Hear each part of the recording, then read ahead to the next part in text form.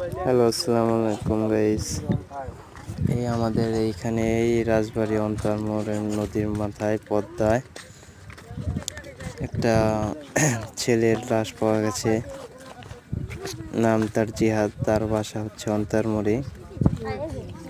তো ছেলেটা ঢাকার থেকে আসছে 2 দিনকার ছুটিতে এসে 3 দিন নিখোঁজ। তো 3 দিন পর তার লাশ ভেসে উঠছে। দেখেন কি বিচ্ছিরি অবস্থা, আশেপাশে কত লোকজন। তো মার্ডার হয়েছে, মাথা খুঁজে পাওয়া যায় নাই, গলা কাটা একদম, মাথা নাই। তো অনেক বিচ্ছিরি অবস্থা, এমন অবস্থা দেখেন, বিচ্ছিরিভাবে মারা হয়েছে তাকে।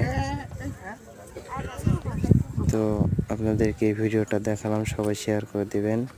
আর আমার এই ভিডিওটা ভালো লাগলে অবশ্যই আমাকে সাপোর্ট করবেন, ভিডিওটা শেয়ার করে দিবেন। ধন্যবাদ, সবাই পাশে থাকবেন আমার।